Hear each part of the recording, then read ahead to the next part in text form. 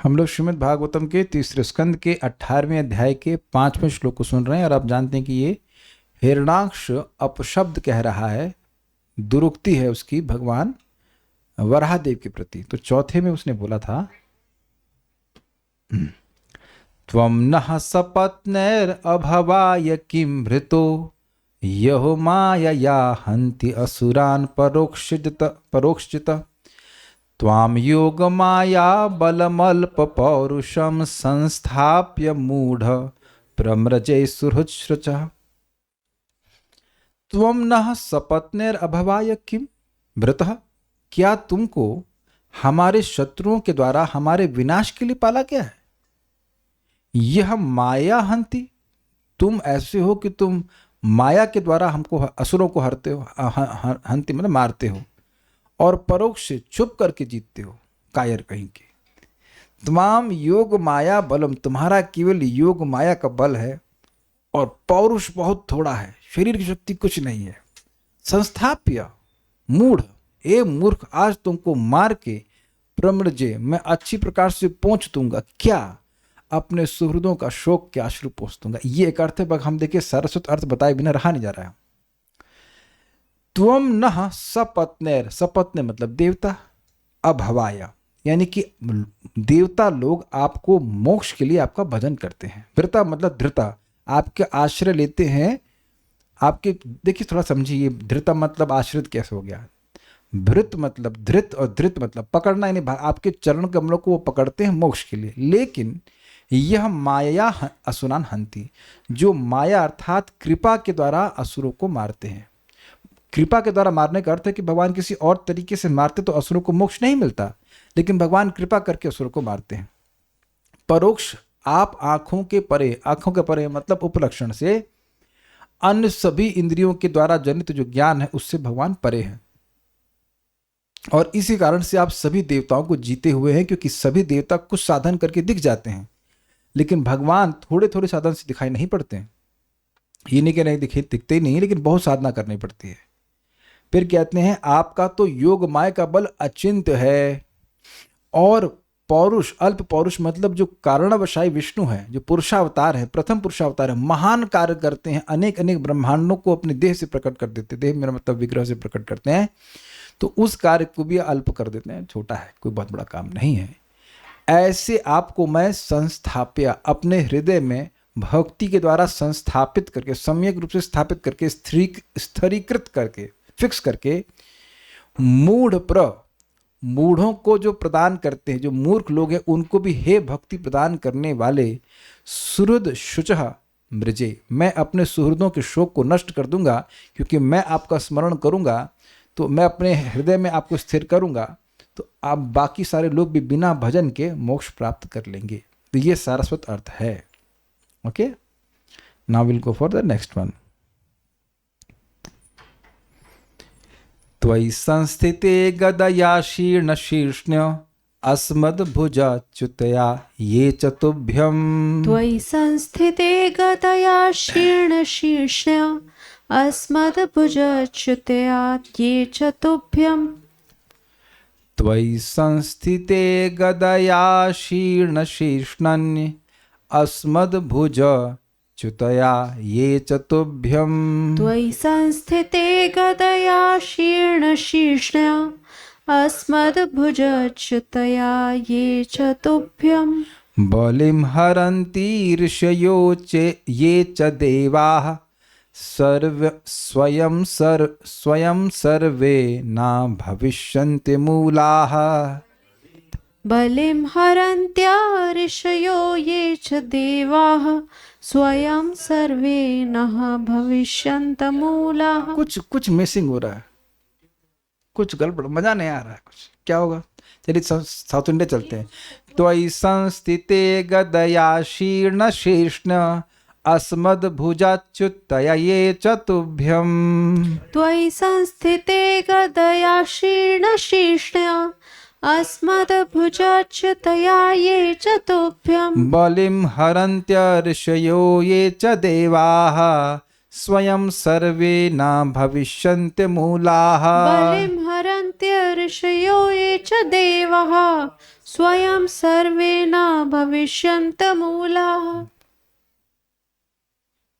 और ये त्वयि संस्थिते गदया शीर्णशीर्ष्ण्या अस्मद्भुजच्युतया ये च तुभ्यम्। त्वयि संस्थिते गदया शीर्णशीर्ष्ण्य अस्मद्भुजच्युतया ते ये च तुभ्यम्। बलिं हरन्त्य ऋषयो ये च देवः स्वयं सर्वे न भविष्यन्त्यमूलः। बलिं हरन्त्य ऋषयो ये च देवाः स्वयं सर्वे न भविष्यन्ति मूलः। Yes please. त्वयि संस्थिते गदया शीर्णशीर्ष्ण्या अस्मद्भुजच्युतया ये च तुभ्यम्। त्वयि संस्थिते गदया शीर्णशीर्ष्ण्या अस्मद्भुजाच्युतया चे ये च तुभ्यम्। बलिं हरन्त्य ऋषयो ये च देवः स्वयं सर्वे न भविष्यन्त्यमूलः। बलिं हरन्त्य ऋषयो ये च देवाः स्वयं सर्वे न भविष्यन्ति मूलः। फिर भी लग रहा है कि कुछ कमी है, कुछ नमक कम लग रहा है, इसमें कुछ लावण्यता, कुछ कमी हो रही है। एक और भी होता है, त्वयि संस्थिते गदया शीर्णशीर्ष्णा अस्मद्भुजच्युतया ये च तुभ्यम्। ये वो वही चलेगा, बीच में की तरह चलेगा। त्वयि देखिए मैं प्रयास करता हूँ। त्वयि संस्थिते गदया शीर्णशीर्ष्ण्या अस्मद्भुजच्युतया ये च तुभ्यम्। त्वयि संस्थिते गदया शीर्णशीर्ष्ण्या अस्मद्भुजच्युतया ये च तुभ्यम्। बलिं हरन्ति ऋषयो ये च देवाः स्वयं सर्वे न भविष्यन्ति अमूलाः। बलिं हरन्ति ऋषयो ये च देवः स्वयं सर्वे न भविष्यन्ति अमूलः। भगवान आप भगवान से भिन्न, हमको नहीं समझ में आ रहा, हमारी गति नहीं हो रही, हम आगे बढ़ते, हमको नहीं समझ में आ रहा कैसे कहा जाएगा। ये हिरणाक्ष कुछ घुमा करके बोल रहा है, समझ नहीं आ रहा क्या बोल रहा है। असुर ने आगे कहा, कौन असुर? हिरणाक्ष, जब मेरी भुजाओं से फेंकी हुई गदा द्वारा कहा गया द्वारा तुम्हारा सिर फट जाएगा और तुम मर जाओगे, तो वे देवता तथा ऋषि जो तुम्हें भक्तिवश नमस्कार करते तथा भेंट चढ़ाते हैं स्वतः मृत हो जाएंगे, जिस प्रकार बिना जड़ के वृक्ष नष्ट हो जाता है। क्या ज्ञान दे रहा है वेदवादी, क्या ज्ञान दे रहे हैं? तब तक माइक ऑन कर लीजिए, दूसरों को भी तो मौका मिलना चाहिए। वैष्णव बेटा, आप बड़े हो जाओगे, 10 साल के बाद आपको प्रश्न करूंगा 10th के अंत में, घबराओ बताओ, आपका भी समय आएगा। अभी माता जी को हम पूछ लेंगे। आप बताइए माता जी, क्या शिक्षा दे रहा है हिरणाक्ष? कुछ शिक्षा दे रहा है? अरे वरुण प्रभु के पास भी तो माइक जाएगा, ये भी तो तेज है। हाँ बताइए, क्या कुछ शिक्षा ग्रहण कर रहे हैं? इधर जूम पे देखिए कोई कुछ बोल रहा है, व्हाट शिक्षा इज गिवन? ओके, बहुत सही उत्तर दिया जिसने उत्तर दिया है। भगवान के बिना तुम्हारा कोई अस्तित्व नहीं है। बोलिए, आप कुछ बोलिए। जड़ से भगवान को संबोधित कर रहे हैं। अगर जड़ कट जाती है तो बाकी चीजें स्वतः नष्ट हो जाती। ये ज्ञान हिरणाक्ष को भी है।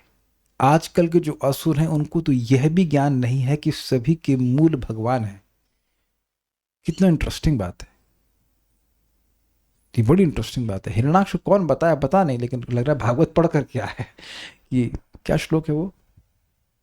यथा तरोरुन्मूल निश्चनेन तत्तृप्यन्ति तस्कंद भुजोपशाखा प्राणोपहारा च यथेन्द्रियाणाम सर्वाहरणम अच्युतेज्या। कितना गंभीर श्लोक है ना। अभी कुछ भक्त रामकृष्ण प्रभु ने प्रसाद के लिए इनवाइट किया था। तुम्हें किस उद्देश्य से जा रहा? ठीक है, मित्र हैं, बातचीत करेंगे भगवान के बारे में, वो सब ठीक है, लेकिन वहां जा तो इसी उद्देश्य से रहे थे ना कि पेट को तृप्त करेंगे, है ना आनंद प्रभु? जब आप कहे थे कि शादी में हम जरूर आएंगे, तो कहने का आशय बड़ा स्पष्ट था कि अभी तो हमारा सब इंजन सही है, तो वो प्रसाद पाएंगे। तो एक बड़ी सिंपल सी बात है, हर दिन अरे सब बच्चा और बूढ़ा सब जानते हैं कि भाई पेट को संतुष्ट किए बिना हमारी इंद्रियां कार्य करने वाली नहीं है। हाथ में कमजोरी है तो हाथ में तो हम रोटी नहीं बांध लेते हैं। अग्रीड। ये बहुत बड़ी शिक्षा दे रहे हैं कि अगर कोई व्यक्ति, देखिए किन व्यक्तियों के बारे में बोल रहे हैं, देवता और ऋषियों के बारे में कितने समर्थ होते हैं। वह भी अगर मतलब भगवान को मारा नहीं जा सकता, लेकिन अगर भगवान मर जाएं, एक अगर वाली बात बोल रहे हैं, मतलब भगवान संतुष्ट नहीं हो तो देवता और ऋषि भी मृत के समान हो जाएंगे, तो इंसानों का तो कहना ही क्या। So we can not be happy without serving Krishna. आप कहेंगे कौन सी नई बात बोल रहे हैं? नहीं, वही बात बोल रहे हैं। नई बात बोलने का काम नहीं है हमारा, वही बात बोलने का काम है। किसी भी क्षण हम अगर भगवान, ये मन में आइडिया लेके आते हैं कि हम भगवान को संतुष्ट नहीं करेंगे और संतुष्ट हो जाएंगे, दैट इज एब्सोल्यूट मैडनेस। नहीं हो सकता हो। तो ये हिरण्याक्ष एक बहुत बड़ी शिक्षा हमको ग्रहण दे रहा है। ऐसे कंस भी सोच रहा था, पता नहीं सब लोग को लग रहा है एक परंपरा में ज्ञान प्राप्त करते हैं लोग। अस्मद भुज च्युतया, मेरी भुजाओं से छूटी हुई। माइक लीजिए वेदवादिनी। अच्युत का क्या अर्थ होता है? भगवान का नाम है जो कभी भी दूसरों पे, भक्तों पे कृपा करने से ना चूके, च्युत, ठीक है, अपनी स्थिति से च्युत ना हो। Very good. अच्युत, च्युत मतलब समझे, बताइए। गिरना, अलग होना। च्युत का मतलब होता है अलग होना। तो अच्युत मतलब जो अपनी स्थिति से कभी अलग नहीं होते। तो भुजाच्युत का मतलब क्या हुआ? भुजा से अलग होना। तो भुजा से अलग होने का मतलब हुआ हाथ में जो मतलब भुजा में या हाथ में जो गदा पकड़ी हुई थी वो अब छूटेगी तो हाथ से अलग जाएगी कि नहीं? तो कह रहे हैं कि इसीलिए कह रहे हैं भुजाओं से छूटी हुई गदा के द्वारा शीर्षणी, शीर्ष मतलब टॉप भाग अर्थात मस्तक, शीर्ण छिन्न भिन्न हो जाने के कारण। ये एकदम सिमिलर लग रहे हैं ना शब्द, लेकिन अलग अलग अर्थ वाले हैं। शीर्षणी अर्थात मस्तक, और जीर्ण शीर्ण सुना है आपने? बस वही वाला अर्थ है। जीर्ण शीर्ण मतलब छिन्न भिन्न हो जाने के कारण। त्वयि संस्थिते, जब तुम मारे जाओगे। ये च, जो ऋषिगण हैं, ये च और जो देवा मतलब देवतागण हैं, तुभ्यम भलिम हरंती, तुम्हारी या तेरी आराधना करते हैं। देखिए बलिम हरंती मतलब आपके सामने बलि प्रस्तुत करते हैं। भाई बलि का मतलब वही नहीं होता गर्दन काट के मुर्गे की अर्पण कर दिया। फूल की बलि देते हैं कि नहीं? बलि मतलब उपहार, भेंट, फूल है, जल है, भगवान को हम अर्पण करते हैं। तो इस प्रकार से वो अर्पण जो करते हैं, सर्वे वे सभी स्वयं अमूला न भविष्यन्ति, अपने आप जड़ कटे वृक्ष के समान नहीं रहेंगे। अब ये क्या मतलब है? ये समझी बात। मान लीजिए आपके पास आम का पेड़ है, तो आम के पेड़ हरा भरा रहेगा तो उसके लिए आप जल कहाँ दोगे? जड़ पे देंगे। तो क्या जल देना एक बलि देने के समान है या नहीं है? बलि अर्पण करी जाती है, आप जल पेड़ की जड़ को अर्पण करते हो। तो जड़ ही खत्म होगी तो अर्पण किसको करेंगे आप? जब अर्पण करने के लिए कुछ रहेगा ही नहीं, मतलब अर्पण करने की वस्तु रहेगी लेकिन जिसको अर्पण किया जाए जो वही ही नहीं रहेगा, तो फल वल तो सब सूख जाएंगे कि नहीं सूख जाएंगे? तो इस तरह से बात बोल रहे हैं कि भगवान, आप ही जब, भगवान नहीं मतलब तुम जब नष्ट हो जाओगे तो तुमको अर्पण कर, तुम ही नहीं रहोगे तो देवता लोग अर्पण किसको करेंगे? तो मुझे उनको मारने की जरूरत नहीं है, मैं आपको ही, तुमको ही मार दूंगा। I have to speak from Hiranyaksha point of view. तो तुमको ही मार दूंगा और सब अपने आप मर जाएंगे। तो अभी देख रहे हैं कि संकल्प कितना खराब था। क्या खराब था संकल्प में? सारे देवता मर जाएं, सारे ऋषि मर जाएं, बस यही जिंदा रहें, भगवान मर जाए। कितना सुंदर संकल्प है इनका। देखिए आप अपने चित्त को देखिए, भक्ति करके शायद किसी के मन में नहीं आता हो कि कोई व्यक्ति मर जाए। मन में यही भावना आती होगी कि लोग सुखी रहें, स्वस्थ रहें, भगवान की भक्ति में लगे रहें। I hope that is the consciousness of every devotee here. You may not like someone, but I don't think you like that somebody will die or somebody should die. और उसमें तो हाथ में खड़ा करवा नहीं सकता, लेकिन ऐसी भावना तो नहीं आ रही कि कोई व्यक्ति मर जाए। तो ठीक है, हो सकता है आपकी कोई पसंद नहीं आ रहा हो, एक अलग बात है, लेकिन कोई मर जाए ऐसा भावना तो है नहीं। या कोई मान लीजिए कोई बीमार पड़ गया और भले आप उससे पसंद ना करते हो, ठीक है, लेकिन अगर वो बीमार पड़ गया और आपके पास वो दवा है या दवा के बारे में पता है, तो क्या आपके मन में इच्छा भी नहीं आएगी काश इस व्यक्ति को ये दवा मिल जाती और ठीक हो जाता?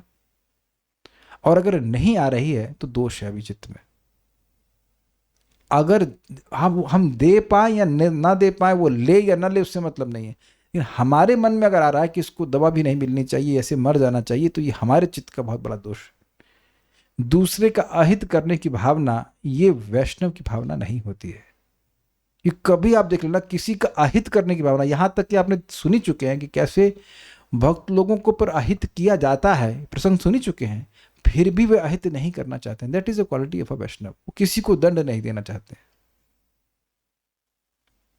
जिन लोगों को भी अंग्रेजी आती है, आज गौरांग प्रभु का प्रवचन हुआ था और मैं निवेदन करूंगा कि आप लोग जरूर सुन लीजिएगा। अभी तो मुझे फिर सुनना है, एक बार में तो बहुत सारी बातें उन्होंने बताई, डाइजेस्ट ही नहीं हुई, समझ नहीं आया, लेकिन बहुत अच्छी बात थी।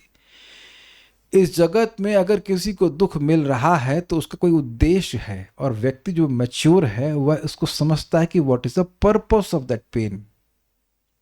और purpose of that pain is कि हम समझ जाएं कि जगत दुख का घर है, यहाँ पे सुख नहीं मिल सकता है, इसलिए दुख दिया जा रहा है। यानी हमारी साइड पॉइंट है, बट हम खाली बात ये कहना चाहते हैं कि हमारे मन में किसी को दुख देने की भावना आना ये हमारे लिए अच्छा नहीं है।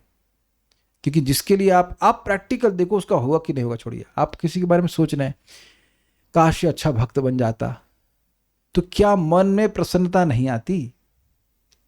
केवल सोचने मात्र से। मैं इसलिए बोल रहा हूं कि कभी कभी सोचेगा व्यक्ति, अगर मैं किसी के लिए बुरा सोच रहा हूं तो मेरा नुकसान क्या होगा, है कि नहीं?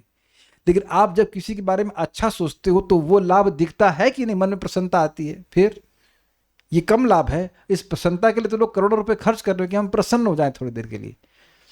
सर्वे सुखिनः भवन्तु, सर्वे सन्तु निरामयः, सर्वे भद्राणि पश्यन्तु, न दुखम न माँ कस्य दुख भाग भवेत। सभी लोग सुखी रहें, सब लोग खुश रहें, सब किसी को अभद्र ना देखना पड़े, इस प्रकार से बात है। बहुत अच्छी भावना है भक्त की। लेकिन यहाँ तो ये अब असुर हैं, तो इनका सुर कुछ अलग ही चलेगा, तो सबको मारना चाहते हैं। भगवान से दुश्मनी है, ऋषियों से दुश्मनी है, देवताओं से दुश्मनी, तो ऐसा वो बोल रहे हैं।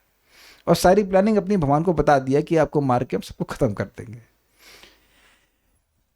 त्वयि संस्थिते गदया शीर्ण शीर्ष्ण, मेरी गदा अस्मद भुजतया, मेरी भुजा से जो च्युत गदा है उसके द्वारा शीर्ण शीर्ष्ण, शीर्षण मतलब आपका जो सिर है वह शीर्ण, जीर्ण शीर्ण मतलब फट जाएगा।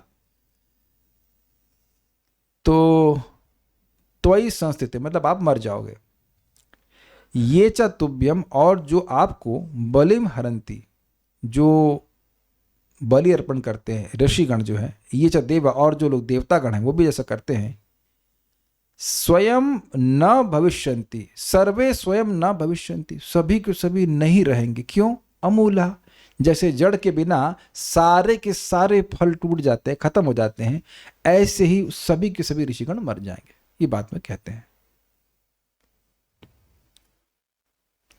श्रीधरी, हमारी भुजा से छूटी हुई गदा के द्वारा जब आपका सिर नहीं फूटेगा, तो ये कहां से आ गया? तो ये सारस्वत अर्थ है। आप कहेंगे ये सारस्वत अर्थ कैसे आ गया, ना कहां से आ गया? तो जरा वापस देख लेते हैं। गदया प्लस शीर्ण ना, शीर्षणी, गदया में बड़ा है हम जो समझ पा रहे हैं, और शीर्षणी उसको क्या बोलेंगे भाई, रुकिए, शीर्षणी तो सर को कह रहे ना। गदया और शीर्षणी को तोड़ा जाए तो आज उसमें से आ भी निकाल सकते हैं। तो कह रहे हैं गदया अशीर्ण शीर्षणी। भाई आप जानते हो संधि होती है, उसमें आ हो तो भी बड़ा बीच में आ जाता है, और कैपिटल आ हो तो भी इसमें आ जाता है। तो यहाँ कह रहे हैं कि गदया में से जो बड़ा है उससे आ निकाल लीजिए और आ सप्लाई कर दीजिए शीर्षणी को, शीर्ण को, सॉरी क्षमा कीजिए, गदया अशीर्ण। तो मेरी गदा से तुम्हारा जब सिर नहीं फटेगा आप समझ में आ रहा है? अच्छा ठीक है। उसके बाद और आप सुखपूर्वक बने रहेंगे। ये कैसे हो गया? त्वयि संस्थिते, सम्यक रूप से स्थित होना। जब आपसे कोई पूछता है कि आप कैसे हो, तो आप क्या बोलते हैं, अरे सर फट रहा है, आंखों में कलेजा, कलेजा कहाँ होता है, कलेजा मीन्स हृदय ना, हाँ कलेजा वो सर कलेजा लीवर होता है, कलेजा फट रहा है, सर फट रहा है, पेट में दर्द हो रहा है, ऐसे कोई बोलता है? बोलता है मैं ठीक हूँ। ठीक हूँ मतलब सम्यक रूप से स्थित हूँ, यानी सुखपूर्वक हूँ, कुछ ग्रहण कर रहे हैं। इस संस्थिति का मतलब वही संस्थापे वाला से ले लीजिए कि मार दूंगा, मर जाओगे। और दूसरा संस्थित मतलब है कि अच्छे से खुश रहोगे तो तुम्हारा सर नहीं फटेगा। अरे कोई इतनी बड़ी गदा मारे और कुछ इतनी बड़ी हिराक्ष अपनी गदा मारे और किसी का सर नहीं फटे तो वह खुश होगा कि नहीं होगा? अरे किसी का बहुत बड़ा मान लो एक्सीडेंट हो जाए और हेलमेट पहना हुआ है तो सर नहीं फटा तो कहेंगे खुश हो जाएगा ना, हम बढ़िया बच गए। तो कह रहे हैं कि मैं गदा चलाऊंगा और तुम्हारा सिर जब नहीं फटेगा तो तुम सुखपूर्वक रहोगे। Make sense? संस्थिति नहीं समझ पा रहे हैं? सम्यक रूप से स्थित रहना। ठीक से बैठे हैं ना कल्याण प्रभु? आप कुछ दिन पहले ये रूम गर्म हो रहा था जहाँ ये बैठे थे, रूम नहीं जिस मतलब ये बिराजा में बैठे हैं, बाउंड्री बैठे तो वहाँ गर्म हो रहा था, तो कह रहे पंखा लगाओ पंखा लगाओ इतना डिमांड है भाई इनकी, पंखा लगाओ, एसी ना लगवा दे वहाँ पे तो अब अभी ठीक है ना, बैठे हैं ना आराम से, तो संस्थित मतलब खुश होकर बैठे हुए शांति से। तो उसी अर्थ में कह रहे हैं, एक संस्थित का अर्थ है कि मर जाओगे, एक दूसरा का समस्थिता का मतलब हुआ सम्यक रूप से स्थित। भाई ये संस्कृत है, ये अंग्रेजी नहीं है। और इवन अंग्रेजी में भी एक शब्द के कई अर्थ हो सकते हैं, लेकिन आप जैसे जानते हैं कि घृणा का अर्थ घृणा भी होता है, घृणा का अर्थ प्रेम भी होता है, बिल्कुल डायमेट्रिक अपोजिट अर्थ। और उसका उपयोग भागवत में किया गया है, हमको याद नहीं आ रहा कहाँ, शायद षष्ठम स्कंद में कहीं था, महाराज जी प्रवचन कर रहे थे तो बड़े अजीब सी बात लग रही थी, घृणा, घृणा मतलब प्रेम। तो यहाँ पे संस्कृत के कई अर्थ होते हैं, तो क्या कहते हैं, अनेक अर्थक शब्द कहते हैं ना, एक ही शब्द के कई अर्थ होते हैं। तो संस्थित का मतलब यहाँ पे सम्यक रूप से स्थित, अर्थात तुम सुखपूर्वक आसीन रहोगे। अब उसके बाद क्या कहते हैं, जो आपकी इस समय आराधना करने वाले नवीन भक्त हैं तथा जो आपके पुराने भक्त ऋषिगण और देवगण हैं, वे सब के सब बिना प्रयास के ही मूलहीन ना होकर सुदृढ़ मूल वाले हो जाएंगे, उनकी जड़ मजबूत हो जाएगी। इसको देखिए डिटेल में समझने के लिए तो संस्कृत जाना पड़ेगा। Let's we try it again.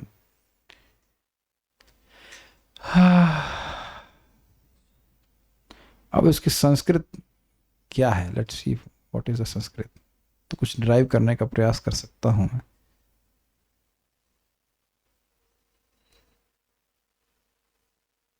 Okay देखिए यहां पे श्लोक को अगर आप देखेंगे तो ये शब्द है ये चा। तो यहां पे इस पे श्रीधर स्वामी कहते हैं ये चा अर्थात पूर्वे भक्ता।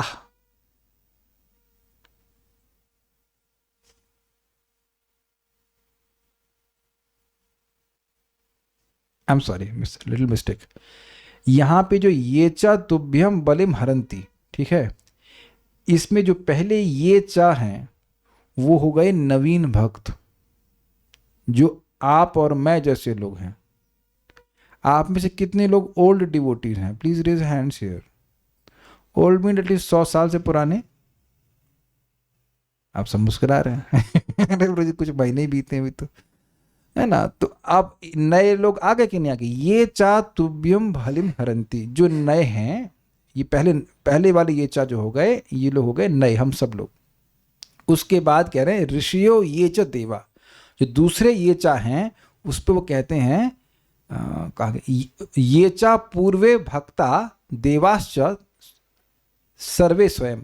कह रहे हैं कि जो अब पूर्व में भक्त हैं, देवता ऋषिगण जो हैं, वो जो अब पहले के भक्त हैं वह सभी।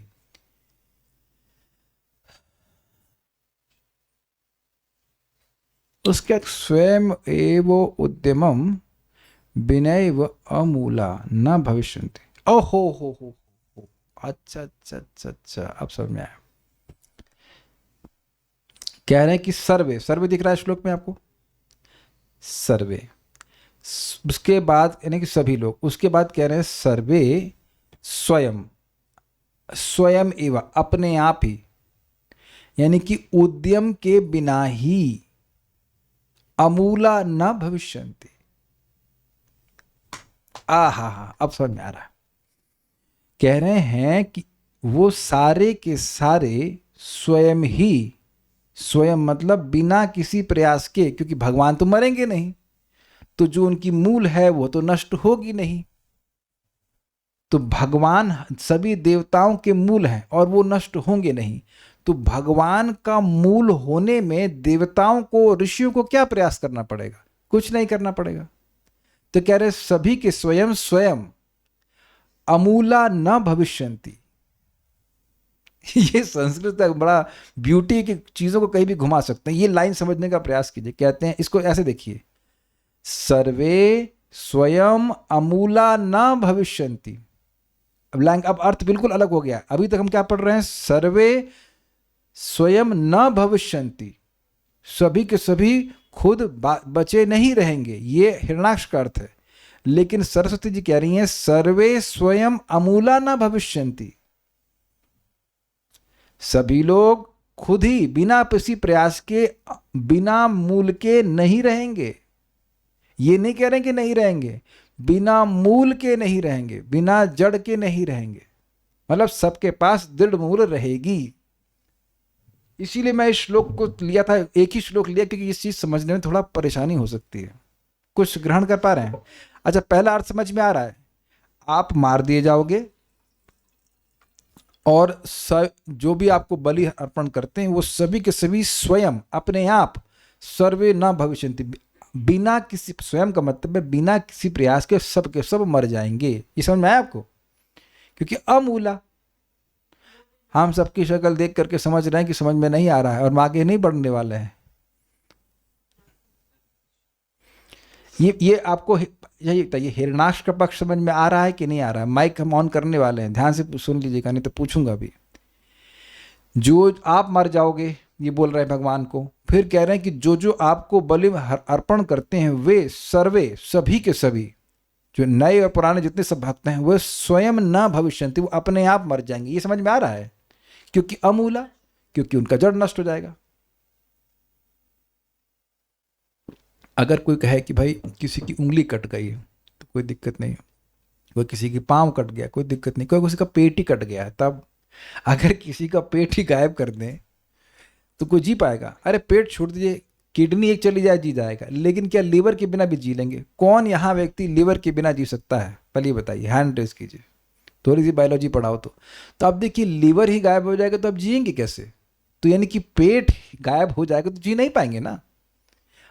एक भक्त, हमको क्या बोले, लोग बेवकूफ़ी करते हैं, मंदिर में वो आटा होता है ना, आटे की मशीन के लिए एक आटे की मशीन, सॉरी आटा नहीं, रोटी की मशीन होती है, उसके लिए आटे के पेड़े काटने की मशीन आती है। उसमें आप देखा होगा, से ऊपर गीला आटा डाल देते हैं और उसके बाद वो पेड़े काटते हैं। हमारे ग्वाले गए वहाँ पे, उनको जबरदस्ती पता नहीं क्या हुआ, अपनी उंगली डाल दी उसमें, वो बंद पड़ी मशीन थी, बेवकूफ़, वो ऑन कर दिया, उसकी उंगली कट गई। हमने कहा तुमको why in the world go, वो टेस्ट कर रहे थे क्यों? मैं इसलिए नहीं हंस रहा हूँ कि उसकी उंगली कट गई, ये बेवकूफ़ी है। क्यों वहाँ? तो छोटे बच्चों को, 2 बच्चों के बाप, 3 बच्चों के बाप हैं, काहे वो उंगली डाल रहे हैं? लेकिन उंगली डालने के बावजूद क्या उंगली कटने के बावजूद भी जिंदा रहे कि नहीं रहे? क्योंकि उंगली मूल नहीं है। लेकिन अगर किसी का पेट कट जाए, किसी का लीवर कट जाए, तो वो अब जिएगा कैसे बताइए? तो अपने आप ही सारे अंग खत्म हो जाएंगे कि नहीं हो जाएंगे? फिर पेड़ों में भी आप देखते हो, आंधी आती है तो कुछ टहनी गिर जाती है तो पेड़ जिंदा रहता है, लेकिन अगर वो समूल गिर जाए तो बाकी टहनी सूख जाती है कि नहीं सूख जाती है? ये समझ में आ रहा है कि नहीं? मैं स्वयं की व्याख्या कर रहा हूं कि स्वयं सर्वे न भविष्यन्ति, मतलब वो अपने आप ही सारे लोग मर जाएंगे। ऐसे समझिए, स्वयं सर्वे मरन्ति, सभी अपने आप मर जाएंगे। न भविष्यन्ति का अर्थ समझ पा रहे हैं? नहीं रहेंगे, नहीं रहेंगे। Is it not? अब देखिए, सर्वे, सभी लोग, सरस्वत अर्थ, भगवान मर जाएंगे तो सब मर जाएंगे, और जब भगवान नहीं मरेंगे तो सर्वे, सारे ऋषि और देवता स्वयं यानी बिना उद्यम के, अमूला ना भविष्यन्ति, बिना मूल वाले नहीं रहेंगे। ऐसा नहीं होगा कि उनका मूल नष्ट हो जाएगा। कितने लोग वोट दे रहे हैं कि ये बात समझ में आए? सरस्वती जी को कितने लोग वोट देना चाहेंगे? अनंत प्रभु दे रहे हैं। समझ में आ रहा है कुछ? हाफ हार्टेडली कोई सुनेगा तो उसको तो 0 से नंबर मिलेगा। सरस्वती जी कहेंगे तुम इतने तेज हो कि हम बोलेंगे तुम आधा मन लगा के सुनोगे तो समझ में आ जाएगा। बैक अर्थात मूल रहेगा। Very good, this is called relishing Shrimad Bhagavatam. अब आप ये देख रहे हैं कि जो इसको समझने का प्रयास कर रहा है उसका चित्त इस समय बाहर नहीं जा सकता है, और अगर चित्त बाहर जाएगा तो समझ नहीं सकता है। स्वीकार्य है? ये स्वीकार्य है ना सबको कि यदि आप इसको समझना चाहते हैं तो आंख गड़ा करके, कान गड़ा कर, दिमाग गड़ा करके ही समझना पड़ेगा। तो कम से कम कुछ समय के लिए तो मति भगवान में लग रही ना। This is the beauty, that's why we should pay obeisances to Saraswati माता। अगर ये अर्थ नहीं दी होती तो मजा नहीं आता ना। मैं फिर रिपीट कर रहा हूं, चलिए अब हमारे बिहाफ पर वेदवादी समझाएंगी कि ये सारस्वत अर्थ क्या है। प्रभु जी, सारस्वत अर्थ है कि अगर भगवान रहेंगे तो जो भी उनको बलि दिए हैं नहीं, ऋषि संस्कृत पढ़कर समझाइए, लास्ट लाइन दिख रही है। स्वयं सर्वे न भविष्यन्ति अमूला। अगर भगवान रहेंगे तो स्वयं ही सारे अमूल भविष्यन्ति, मतलब वो ना ना अच्छा अमूल। चलिए इधर दीजिए, माइक दीजिए भाई, माइक दीजिए। भविष्यतये नहीं देवी, भविष्यन्ति। हाँ, सर्वे यानी कि सारे, स्वयं मतलब बिना किसी प्रयास के, अमूला मतलब उनका मूल रहेगा, ना भविष्यन्ति मतलब मूल रहेगा, हाँ, नहीं नष्ट नहीं होगा। मतलब मैं वहां नहीं जाना चाहता ऐसा नहीं है। क्या मतलब इसका? मैं जाना चाहता हूँ। चाहता हूं। तो स्वयं सर्वे अमूला ना भविष्यन्ति, दो ना आ गए ना, अमूला और उसका ना, तो यानी कि मूल रहेगा, ये बात ठीक है। ओके, भगवान सुखपूर्वक रहेंगे तो आपका मूल रहेगा, तो ये हो, उनकी जड़ें मजबूत हो जाएंगी। सारार्थ दर्शनी संस्थिते अर्थात मेरे द्वारा फेंकी गई गदा के प्रहार से मस्तक चूर्ण होकर जब तुम मृत्यु के मुख में गिरोगे, ये यथाश्वत अर्थ है। तब न भविष्यन्ति अर्थात तब देवता भी नहीं रहेंगे, अर्थात वे भी समाप्त हो जाएंगे, उनका भी नाश होगा। अब इसका स्तुति परक अर्थ इस प्रकार है। अस्मद भुज च्युतया अर्थात मेरे द्वारा फेंकी गई गदा के माध्यम से अशीर्ण शीर्षणी अर्थात जिनका मस्तक चूर्ण नहीं होता, ऐसे आप, ये अर्थ बड़ा स्पष्ट है, मतलब भगवान का सिर फटता ही नहीं है। भगवान कभी नहीं बोले कि सर दर्द के कारण मेरा सर फटा जा रहा है। बोलो एक लीला में अलग बात है, अलग बोलती है, लेकिन ऐसे सर नहीं फटता भगवान का। यदि संस्थिते सती, सती में जोड़ दिया, अर्थात युद्ध भूमि में यथावत स्थित रहें, समझे, जैसे आए थे वैसे ही रहें। भाई कोई युद्ध में जा रहा है तो गोली लगेगी, कुछ कटेगा छटेगा तो उसे कुछ कष्ट होगा, तो समस्थिते मतलब जैसे थे वैसे ही बढ़िया से अपने आप रहेंगे। तो वे नव भक्त जो इस समय आपको पूजा और उपहार अर्पित कर रहे हैं, ये चा तथा पूर्व काल के भक्त, ये चा ऋषि और देवगण, ये सभी भले ही स्वयं कोई प्रयास न करें तथापि अमूला न भविष्यन्ति अर्थात वे विनष्ट नहीं होंगे, अपितु और भी अधिक दृढ़ मूल ठोस आधार वाले होंगे। ये अर्थ। अब एक प्रश्न ये होगा कि अधिक दृढ़ मूल वाले क्यों हो जाएंगे? अधिक दृढ़ मूल से क्या मतलब है? देखिए एक बात समझ में आती है कि हिरण्याक्ष ने खूब गदा का प्रहार भगवान को किया, भगवान नहीं मरे तो भक्तों का विश्वास भगवान के शाश्वतता पर और नहीं बढ़ जाएगा कि इतना कुछ हुआ लेकिन भगवान कुछ फर्क ही नहीं पड़ा, तो उनका विश्वास भी भगवान पर और दृढ़ हो जाएगा कि इतने युद्ध हुए लेकिन भगवान को कोई आज तक हरा नहीं पाया। देखिए एक बात है, अगर कोई व्यक्ति भगवान को कहीं हरा दिया होता तो व्यक्ति के मन में एक डर होता कि अगर हम भगवान की शरण लेंगे, हो सकता है कि भगवान को हरा कर कोई व्यक्ति हमारा अहित कर दे। लेकिन जब भगवान को कोई हरा ही नहीं सकता है तो आपका विश्वास और दृढ़ होगा ना। जितने युद्ध भगवान करेंगे और जितने जितने युद्धों में, तो सभी युद्ध में जीतते हैं, तो जितने युद्ध में वो जीतते जाएंगे उतना और विश्वास होता है कि भगवान पे अपना सट्टा लगाना है।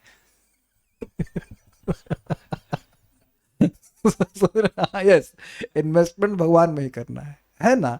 आप में से कितने लोग इंद्र पे अपना बोली लगा अपना इन्वेस्टमेंट करें। भैया भरोसा नहीं है, गड़बड़ है, गुस्सा मूड खराब हो गया तो खुद ही गर्दन काट देंगे, कोई भरोसा नहीं है।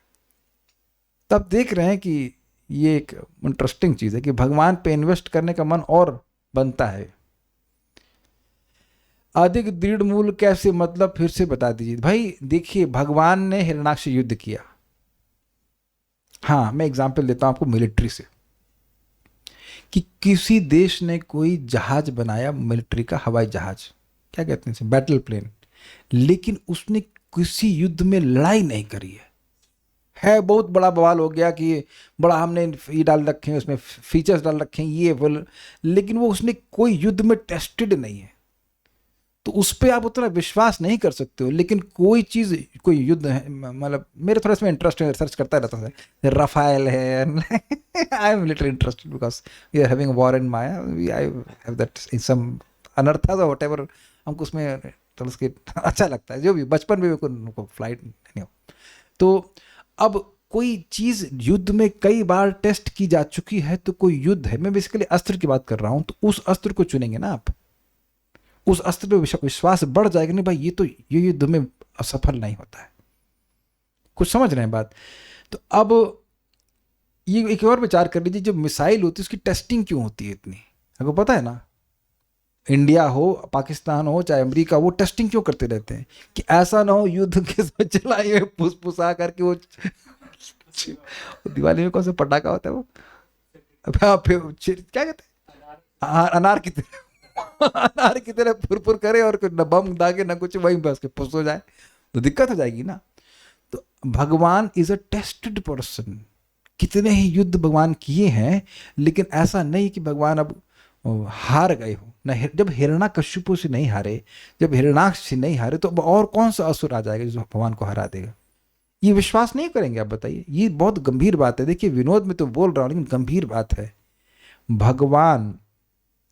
भगवान ने हमारे शरण वही हो सकते हैं जो सर्वाधिक दयालु हों और सर्वाधिक शक्तिमान हों, अन्यथा आप शरण लेंगे ही नहीं उसकी। अगर लेंगे भी तो धोखेबाजी हो जाएगी, क्या फायदा बताइए।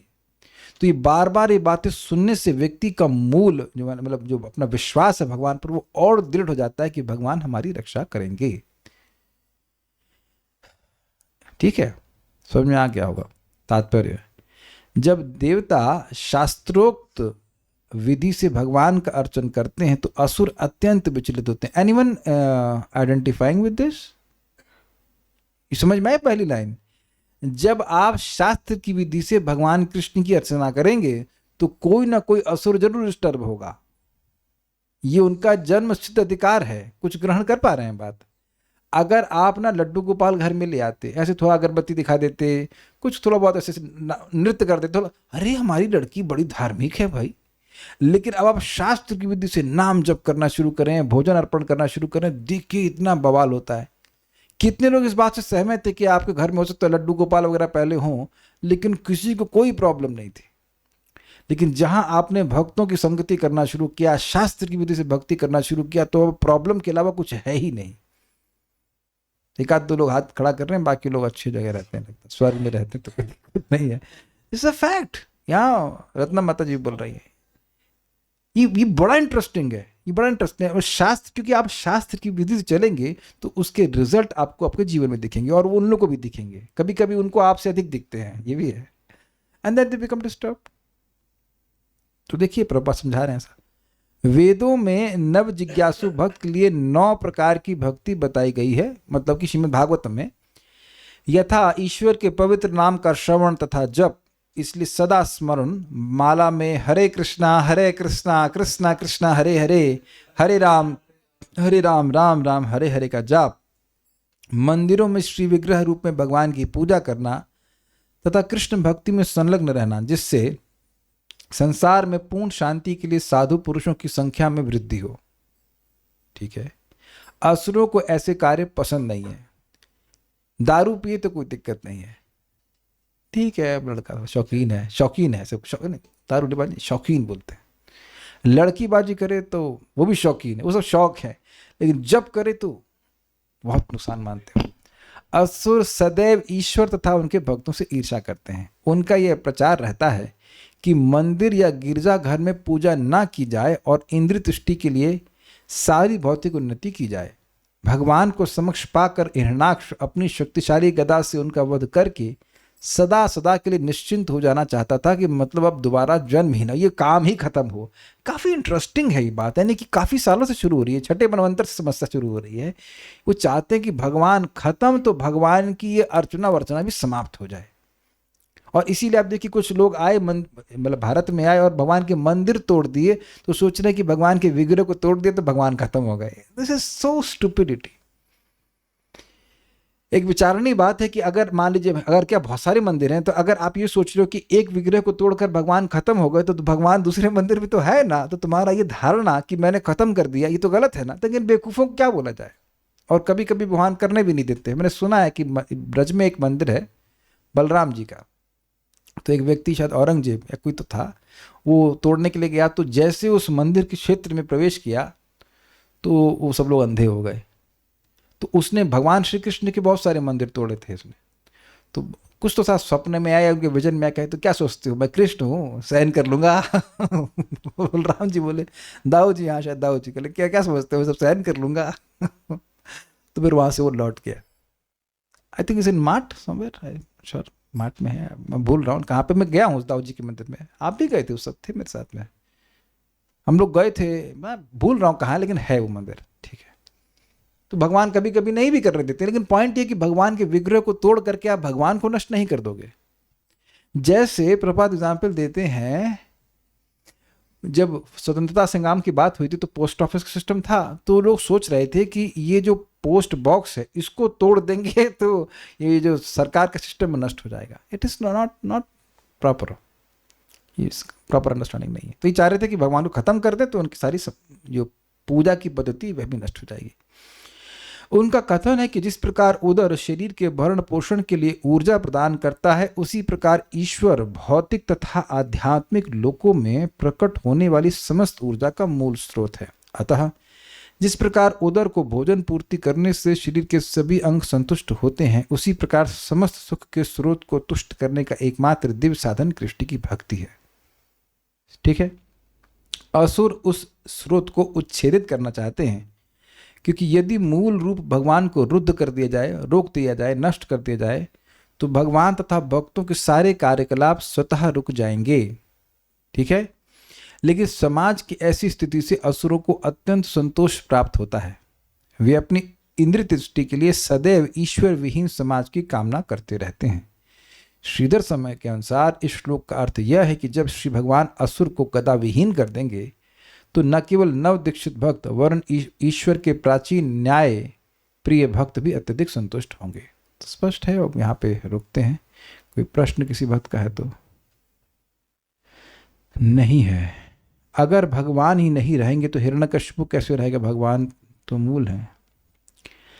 देखिए, ये प्रश्न बहुत अच्छा तो नहीं कहूँगा मैं, लेकिन बात समझने का प्रयास कीजिए। ऐसे तो भगवान सभी की शक्ति के स्रोत हैं, वो तो सत्य बात है। लेकिन असुरों की ऐसी वृत्ति होती कि वो सोचते हैं कि वो हमारे मूल नहीं हैं। तो ये मूर्खता की प्रयास है। मूर्खता की बात है कि व्यक्ति अपने ही मूल को काटने का प्रयास करे। और कुछ है? नए प्रिय पुराने भक्त पुराने न्याय प्रिय भक्त पुराने भक्त हैं क्या? हमको प्रश्न समझ में नहीं आया आपका। न्याय प्रिय भक्त, न्याय प्रिय, नए वरण ईश्वर के प्राचीन न्याय प्रिय भक्त। नहीं, देखिए दोनों ही न्याय प्रिय हैं। नए हो चाहे पुराने हो, सभी तो भगवान की भक्ति करते हैं। न्याय प्रिय मिसिंग मतलब धर्म प्रिय। न्याय मतलब देखो, न्याय किस संबंध में होता है? कोई अधर्म करता है तो उसका न्याय किया जाता है ना। तो न्याय प्रिय मतलब धर्म प्रिय भक्त। वो इंग्लिश से अनुवाद किया गया है, basically means those devotees who want work towards on the path of धर्म। ये बात है। Okay, so will stop here. Shrimad Bhagavatam की जय, श्रील प्रभुपाद की जय, निताय गौर प्रेमानंदे।